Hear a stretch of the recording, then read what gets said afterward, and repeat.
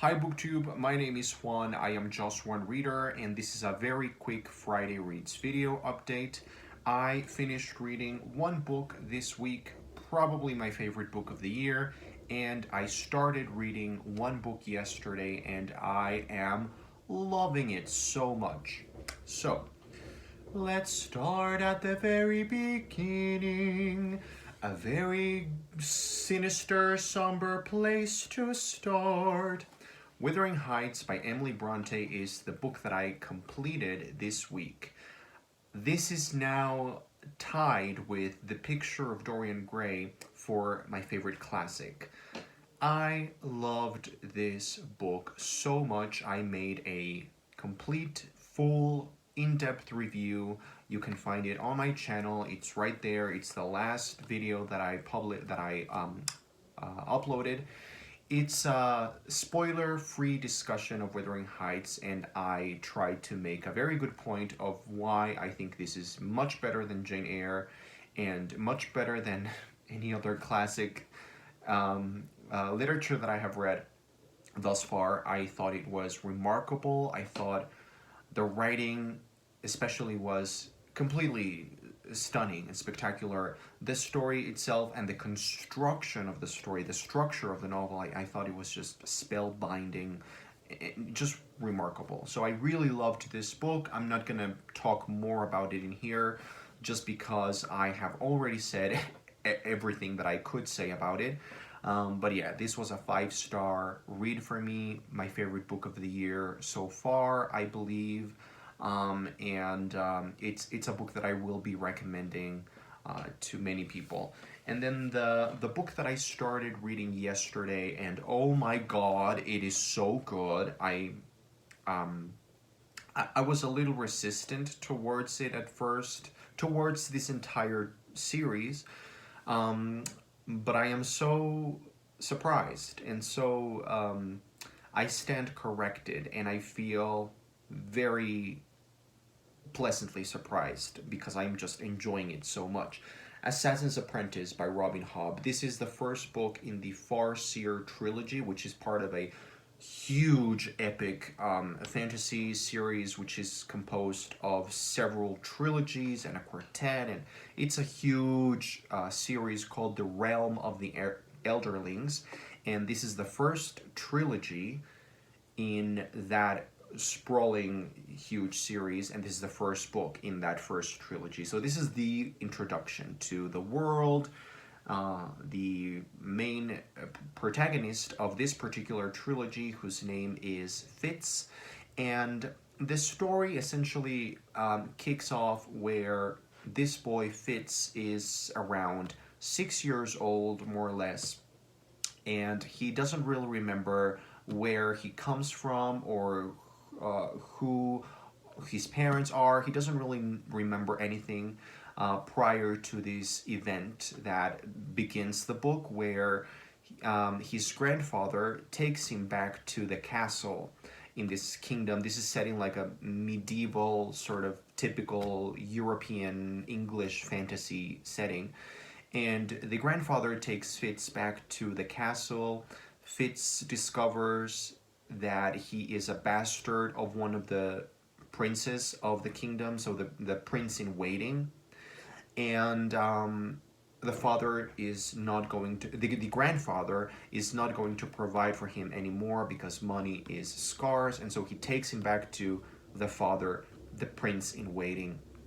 The prince in waiting, discovering that he has fathered a bastard, you might imagine that this is quite a controversy, and something that causes some uproar and some shame and political turmoil.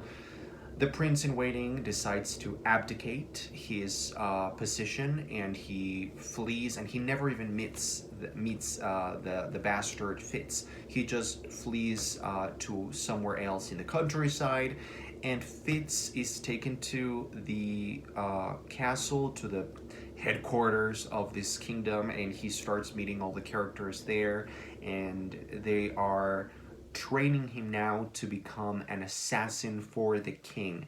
Now, I have heard that some people are very disappointed in this book because of the writing style, because they feel it is very slow paced and very yeah, very slow paced mainly. I think that's the main concern. I completely disagree. I have only read 4 chapters of this, which is roughly 70 pages. I think it is not slow paced at all. I actually really like the way that Robin Hobb writes, because there is a very warm, not slow, but slightly meandering, introspective cadence to the writing. I really love inhabiting this character fits his mind, his way of looking at everything and interpreting what's happening. Um, but then there will come some moments which are, you know, these beautiful conversations between characters, and also the characterization is great. I mean, there's a handful of characters so far, and each character feels very distinct and very I'm actually really surprised, and very pleasantly surprised at that, at how good the characterization is, because these characters are more complex than they appear on the outside, like caricatures, or like, you know, like stereotypes, like, you know what that kind of character is and what he's going to be like. But then you start peeling off the layers of that character, and you start realizing that there's actually much more than meets the eye. So I'm really loving this. I love the way that it's a fantasy novel that doesn't really center around the fantasy elements. It's just a sort of a political, but not really politically heavy, dense novel. It's set in this sort of your typical medieval English fantasy setting. Um, so I think that what I am enjoying the most about this book so far is the character work. I really love the characters. I think they are fascinating, all of them. Especially Fitz is just also, this book made me cry in the second chapter, and I am a really hard person when it comes to crying with books. I don't usually cry at books. This book made me cry on the second chapter. Oh my god. Um, I also love the writing style. I think it's very easy to read, but at the same time, it feels very crafted and really sort of melodic. Like it really lulls you into the spell of this entire thing that is the world of this fantasy world. Now, I do think that I don't like the title for this book, Assassin's Apprentice, because I think the way that the book has been marketed, just by the title itself, is a little bit misleading. I think when you read when you know that a book is titled Assassin's Apprentice, you are waiting for action, adventure, and battles, and, you know, enthralling sequences. And this book is so far not like that at all. This is a much more interesting, character-driven story.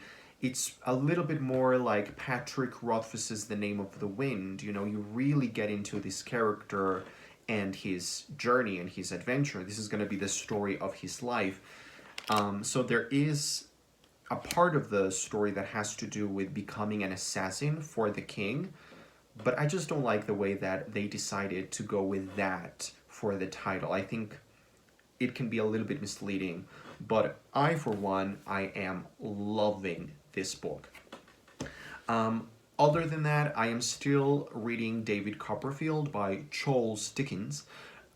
It is taking me a long time. I am actually taking a break this week from David Copperfield, just because I want to really get into Assassin's Apprentice, but I will be continuing on later this month. And that's it. That's what I will be reading in the near future. Please let me know what you think of any of these books that I mentioned, and what are you reading this week.